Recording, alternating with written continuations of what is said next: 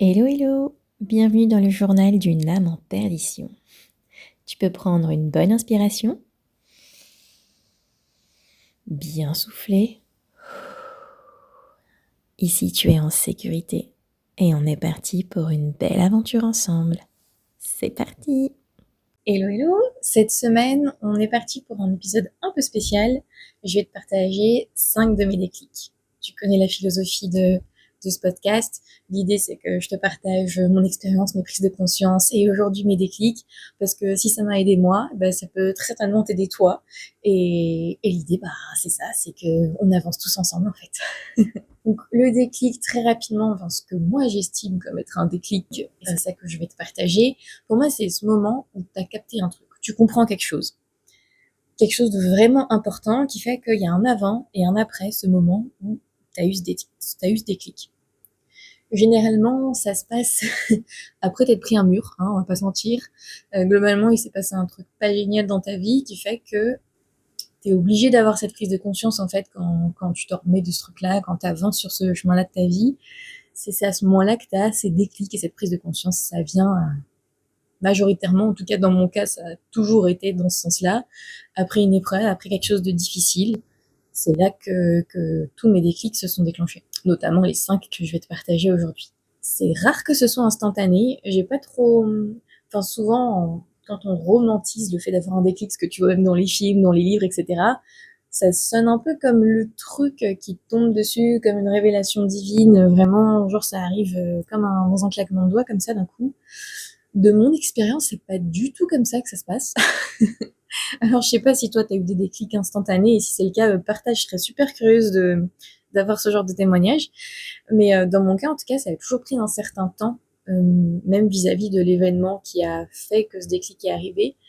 C'est, oui, bien sûr, le moment où tu as la pensée de ce déclic, c'est à l'échelle de temps d'une pensée, donc entre guillemets, c'est quelques secondes, mais le déclic, des fois, il peut mettre du temps à arriver, quoi. Surtout si t'as rien pour t'aider t'as rien ni personne pour t'aider finalement à prendre du recul, etc., et à te rendre compte de choses dans ta vie, et que tu fais vraiment ce chemin-là seul, les déclics ils peuvent être un peu longs parfois à venir. Et donc, passons dans le vif du sujet. Déclic numéro 1. La vie vaut la peine d'être vécue. Ça, c'est un déclic que j'ai eu à mes 10 ans. Ouais, j'ai dû l'avoir un peu tôt, celui-là. Parce qu'en fait, si tu connais un peu mon histoire, je vais pas tout raconter, mais très rapidement, j'ai eu une enfance compliquée, difficile. J'ai été vraiment en dépression pendant que j'étais enfant. Et vers mes 9-10 ans, plutôt 10 ans, j'étais vraiment dans une phase où j'avais une souffrance qui était telle et tellement forte que j'avais vraiment, littéralement, envie de mourir, en fait. Et je me souviens très bien de cette soirée où j'étais en train de pleurer la nuit toute seule. J'étais allée dehors et je regardais les étoiles. Et je pleurais aux étoiles parce que j'étais profondément seule et c'était mes confidentes en réalité. C'est à elles que je parlais de tous mes malheurs et de toutes mes douleurs. Et je me souviens un soir où je leur ai dit que j'avais tellement mal que je voulais mourir parce que c'était trop et que je voyais pas comment arrêter cette douleur et comment sortir de ça. Et c'est à ce moment-là que j'ai eu ce déclic qui, pour le coup, cette fois-là, était une pulsion de vie, en fait, où c'était vraiment, mais en fait, il y a encore tellement de belles choses à vivre. Et j'ai faim de vivre, j'ai faim du monde, j'ai soif de découverte, j'ai cette curiosité en moi, j'ai ce feu en moi, je veux découvrir le monde, je veux découvrir son bonheur, ses plaisirs, tout ce qu'il a à offrir, le voyage, l'amour, l'amitié, l'apprentissage, le fait d'évoluer, d'avoir quelque chose qui m'appartient, de rencontrer des gens, de vivre de belles histoires, de vivre en fait la vie avec ses hauts et ses bas, sa roue qui tourne et tout ce qui peut se passer. Et c'est vraiment ce moment-là où je me suis dit, ok, en fait, la vie, elle vaut vraiment la peine d'être vécue, même s'il y a des phases là, même si en ce moment je suis en train de vivre l'enfer, ça va forcément aller mieux après. Parce que la vie, c'est une roue qui tourne. Il y a des hauts et des bas, mais tu resteras jamais dans la situation. Il y a forcément un moment où ça va bouger, où ça va évoluer. Et si tu pars de très très bas, ça ne peut que s'améliorer.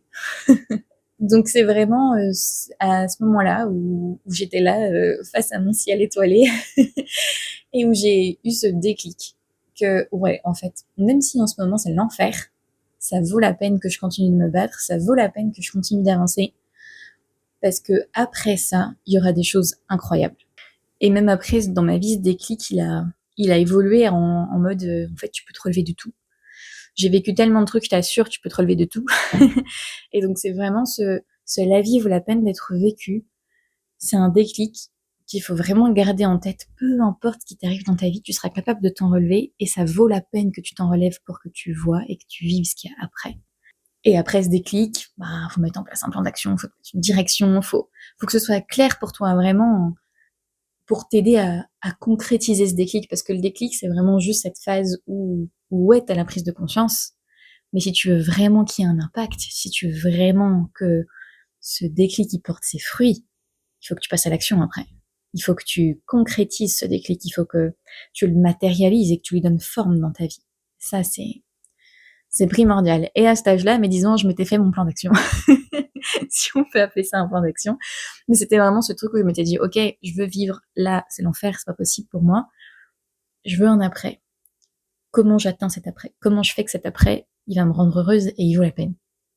Du haut de mes 10 ans, j'étais bonne à l'école, c'était quelque chose avec lequel j'étais à l'aise.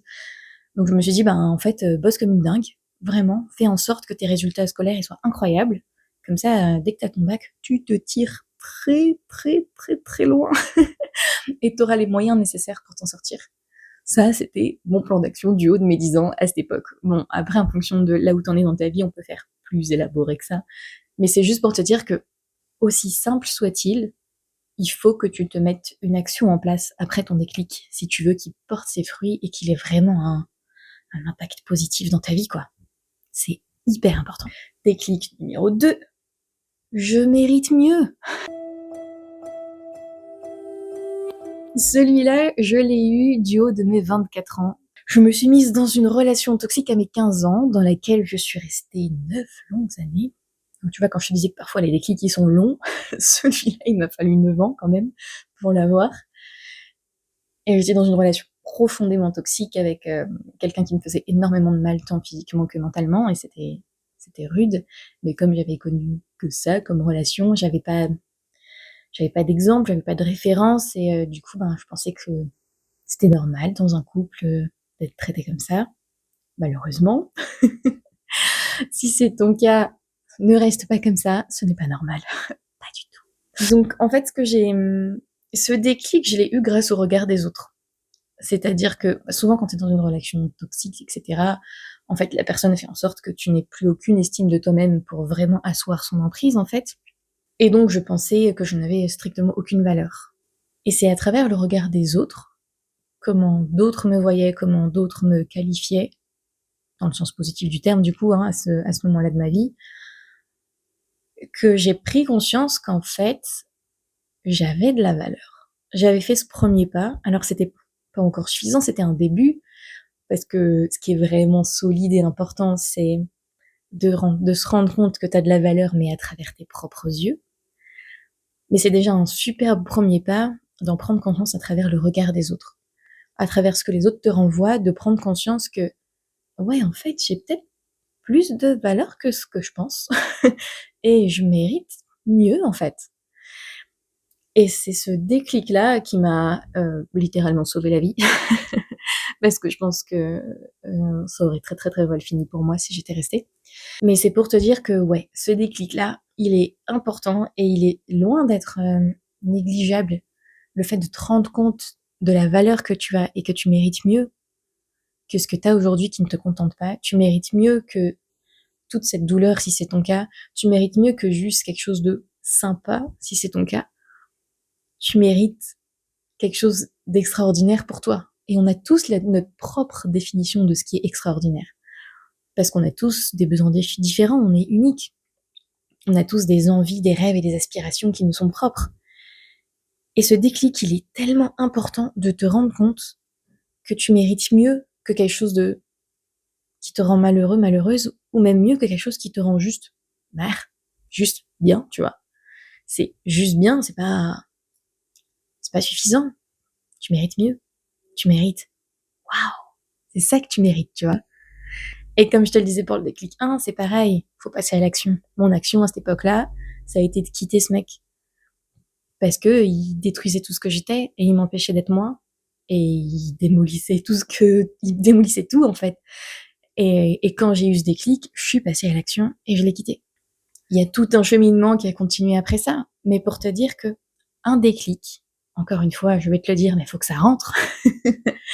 Un déclic pour qu'il soit efficace, pour qu'il porte réellement ses fruits, pour qu'il t'apporte tout ce qu'il a d'apporter, doit être suivi d'action.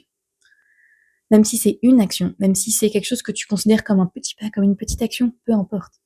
Il faut que tu mettes ce déclic en action, que tu le matérialises dans ta vie. C'est indispensable. Déclic numéro 3. Ma santé mentale est vitale. Celui-là, je l'ai eu à 26 ans. J'ai eu énormément de traumas dans ma vie, beaucoup trop. Beaucoup trop. Voilà, je raconte ça dans mon histoire, mais bref, je vais pas forcément tout détailler aujourd'hui. Mais j'en avais eu énormément, et même après avoir fait ces passages à l'action, etc., en quittant cet homme qui m'avait démoli, j'avais toujours pas entamé ce travail de prendre soin de ma santé mentale. J'étais encore dans ce schéma d'enfouir, de mettre des barrières, d'enfoncer tout ça au fond d'une cave, dans un placard, et de pas déterrer toutes ces douleurs, tous ces événements qui avaient meurtri mon cœur, mon âme, ou tout ce que tu veux. J'avais encore ce truc de refoulement, en fait, et voire même de déni parfois. Sauf qu'il y a eu le trauma de trop à mes 26 ans. Pareil, je vais pas l'étaler là, mais en gros, j'ai subi un viol et qui a fait que là, wow. Clairement, je me suis pris un tsunami en pleine figure, c'est-à-dire que, en fait, c'est ce qui arrive quand tu as la goutte de trop, le trauma de trop, alors qu'il n'a pas forcément besoin d'être aussi extrême que celui que j'ai vécu, hein. Ça peut même être un événement anodin parce que c'est juste la goutte qui fait déborder le vase, quoi, mais ça peut être la perte de quelqu'un, ça peut être une séparation, 1000 choses en fait peuvent entraîner le fait que ton vase déborde et que tu te retrouves à te prendre littéralement un tsunami en pleine figure. Et c'est un tsunami, en fait, de tout ce que tu as refoulé. Parce qu'en gros, là, comme c'est trop, et soit c'est trop violent, soit c'était vraiment la limite et tout s'effondre, c'est que tu te retrouves à avoir toutes les barrières que tu as mis tout au long de ta vie, tout ce que tu as enfoui sous le tapis, dans les placards, etc. T'as tout qui sort d'un coup. Faut vraiment le voir comme si, par exemple, t'avais fait tu sais, ce placard où t'enfouis tous les trucs sans les ranger et tu pousses bien les portes, et que là, t'as mis le truc de trop, et du coup, ça déséquilibre tout, et t'as vraiment tout le placard qui se vide sur toi. C'est exactement ça. Et ce déclic, je l'ai eu à 26 ans, parce que je me suis pris tout sur la gueule, et où je me suis dit, ouais, là, quand même, en fait, c'est peut-être important, la santé mentale, faut peut-être s'en occuper, en fait. Ça vaut peut-être le coup de s'y pencher et s'en occuper, et pas juste de laisser ça tranquillement dans un coin en attendant que potentiellement le temps fasse le travail, hein. Petit fun fact, le temps ne fera jamais le travail à ta place. Jamais. Ça, c'est vraiment une idée pourrie qu'on nous transmet en mode c'est bon, le temps fera son affaire. Non, non, le temps, il va rien faire du tout. Il va même aggraver les trucs parce que plus t'attends, plus ça pourrit, plus ça meurtrit même ton corps physique, hein, ça peut déclencher des maladies, etc. Donc plus t'attends, pire c'est, en fait. Après, il n'y a jamais de date de péremption, j'ai envie de te dire. Il y a toujours moyen de réparer, en fait. Peu importe, même si ça fait 20 ans, 30 ans que t'enfuis, il y a toujours moyen de réparer. C'est juste que plus t'attends, plus ça va être difficile. Bah ouais, ça c'est plutôt logique. Mais en tout cas, le temps, il va rien réparer par miracle, en fait. C'est vraiment à toi de prendre ton courage à deux mains, hein, et de te dire, ok, cette fois je vais aller regarder ce qu'il y a dedans, et justement, l'idée c'est de le faire étape par étape, morceau par morceau, pas de te retrouver dans le cas où tu te prends le tsunami dans la gueule, parce que ça, très sincèrement, je déconseille fortement à tout le monde. C'est vraiment pas un truc à faire. C'est bon, là, j'ai pas fait exprès de le faire, hein, et comme la plupart des gens, généralement, on fait pas exprès, mais c'est plutôt de te dire, entame ce travail avant que tu te retrouves malgré toi face à ce tsunami, parce que c'est extrêmement violent et très très très douloureux. Donc il faut vraiment, quoi qu'il arrive, tu seras complètement gagnante à le faire morceau par morceau, et prends tout le temps dont tu as besoin. T'es pas obligé de régler ça tout d'un coup en quelques mois ou en une année. Enfin, tu peux mettre ça sur plusieurs années si t'en as besoin. Il y a pas de, c'est pas une compétition, c'est pas un sprint, C'est prendre soin de toi et d'y aller à ton rythme, en fait. Et donc, ouais, à 26 ans, vraiment, j'ai pris conscience, malgré moi, que la santé mentale, c'était primordial, c'était vital, c'était extrêmement important. Et donc, mon passage à l'action, suite à ce déclic-là, ça a été de lancer toute une démarche, justement, de reconstruction.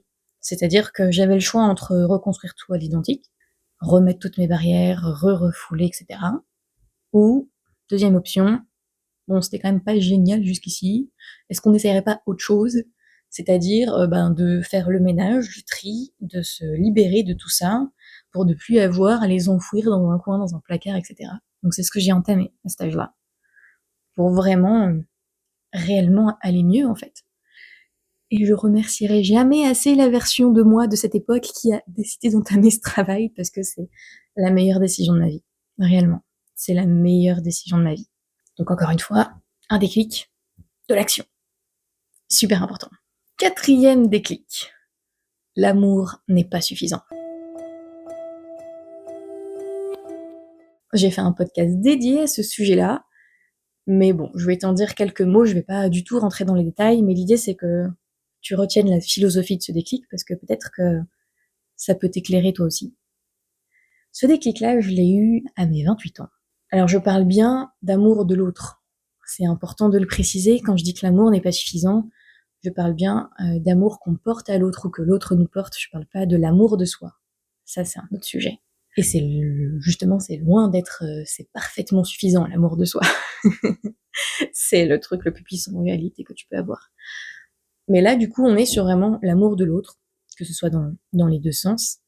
L'idée, c'est que ce que j'ai appris, encore une fois, dans la douleur, c'est que la personne avec qui tu as une relation, que ce soit en amour, en amitié, que ce soit en famille, etc., peu importe la relation, la forme de la relation, tant que cette personne n'a pas eu son propre déclic, que ce soit sur une addiction, que ce soit sur un comportement qui te fait du mal, peu importe ce que c'est, mais quelque chose qui en tout cas entraîne de la douleur chez toi, tant que cette personne n'aura pas eu elle-même son propre déclic, tu peux rien faire.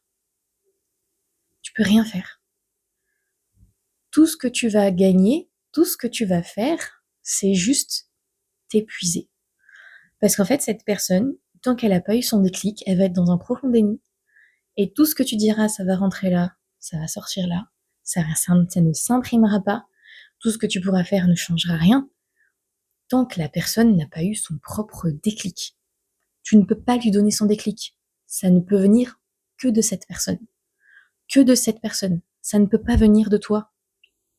Je sais que c'est dur à intégrer parce qu'on a vraiment à se dire oui, mais j'aime cette personne, elle m'aime. Des fois, c'est pas toujours le cas, mais c'est juste qu'on a beaucoup d'amour pour la personne, mais peu importe, même si l'amour est réciproque et qu'il va bien dans les deux sens, les personnes dont on est trop proche, on ne peut pas leur apporter de déclic. Parce que par nature, on va penser que cette personne qui est proche de nous n'est pas objective et ne peut pas l'être.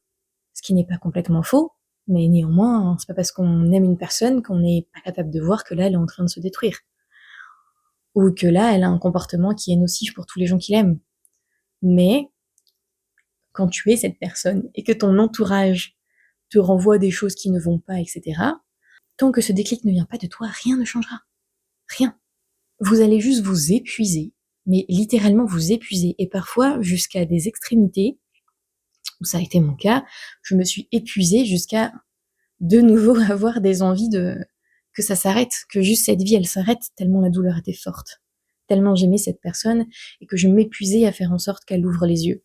Et vraiment, en fait, ça ne suffira pas.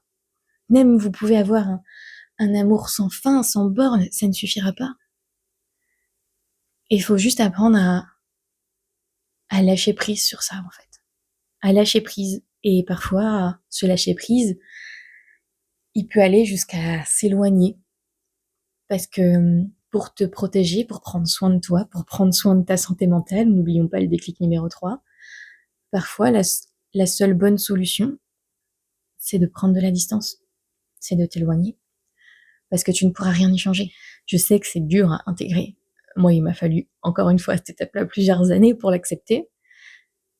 Et que j'aille jusqu'à vraiment dans l'extrême, extrême, extrême de mes limites psychologiques pour avoir ce déclic de me dire mais en fait ça ne suffira pas. En fait, quoi que je fasse, ça ne suffira pas. Et j'ai vu la même chose autour de moi chez des tas d'autres personnes. Malheureusement, on est très nombreux et nombreuses à avoir cette tendance à s'épuiser pour l'autre, parce qu'on l'aime et parce qu'on veut qu'il s'en sorte et parce que on veut que ça fonctionne et parce que on est plein de bonnes intentions. Mais en fait, ça ne fonctionne pas. La meilleure chose que vous pouvez faire, c'est lâcher prise.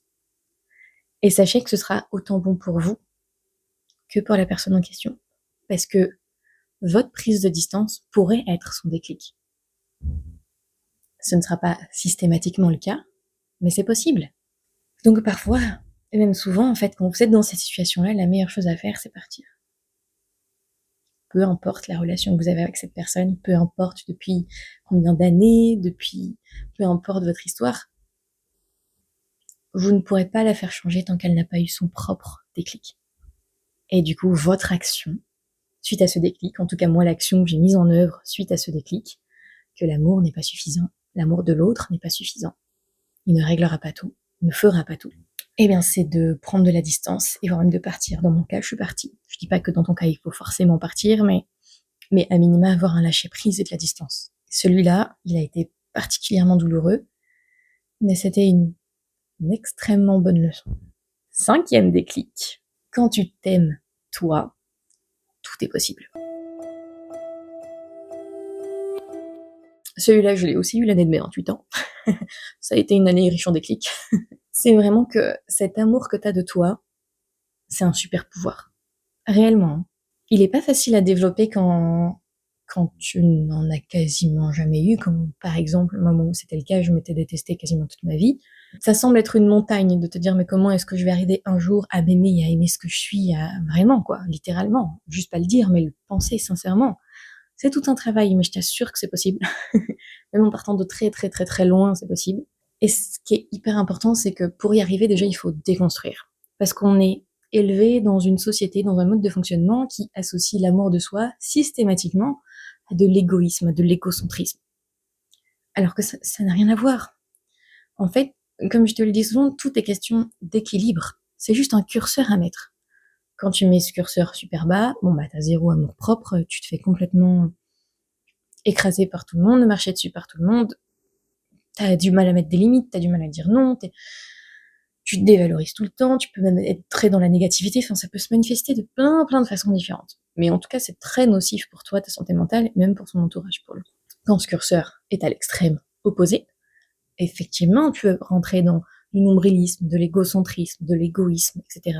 Oui, et ça, c'est si tu vas à l'extrême. T'aimer toi, c'est pas être à l'extrême. C'est juste trouver le juste milieu où tu as cet amour de soi, où tu connais ta valeur, tu sais ce que tu vaux, tu sais ce que tu mérites, tu sais ce que tu veux, tu sais ce que tu veux pas, tu sais où sont tes limites. Et ça, c'est le plus beau cadeau que tu puisses te faire. Réellement, hein. C'est le plus beau cadeau que tu puisses te faire. C'est hyper important de faire fleurir, faire développer cet amour que tu as pour toi. Et ça, c'est un déclic qui, oh, il m'a vraiment,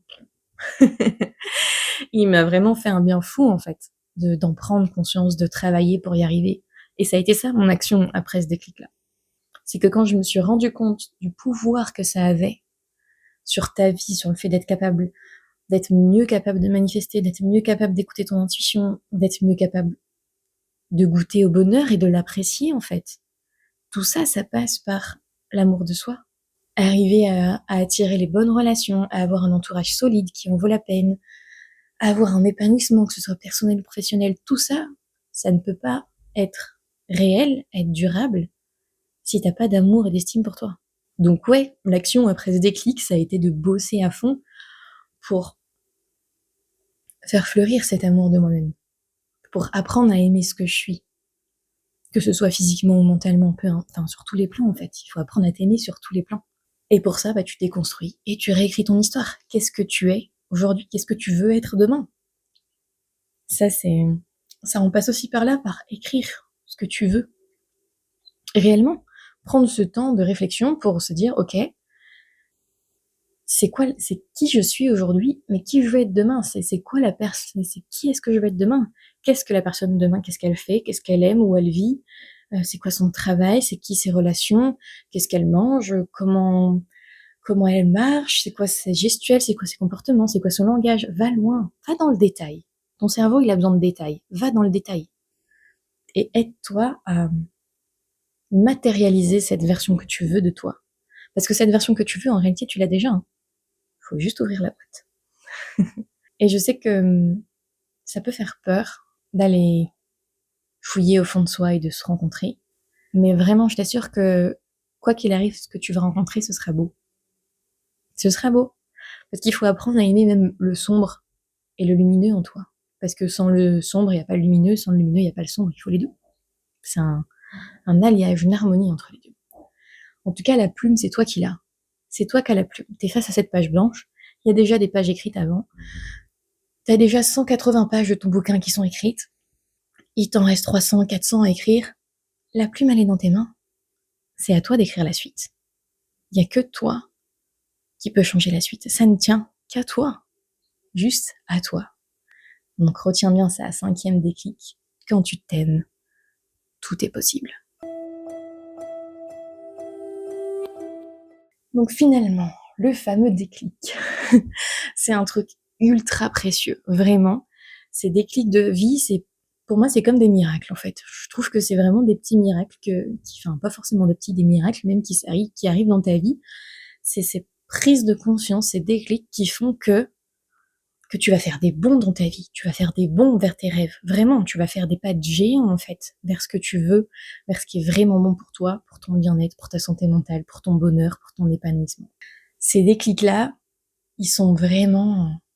On devrait tous en avoir et arriver à passer à l'action après, tu vois.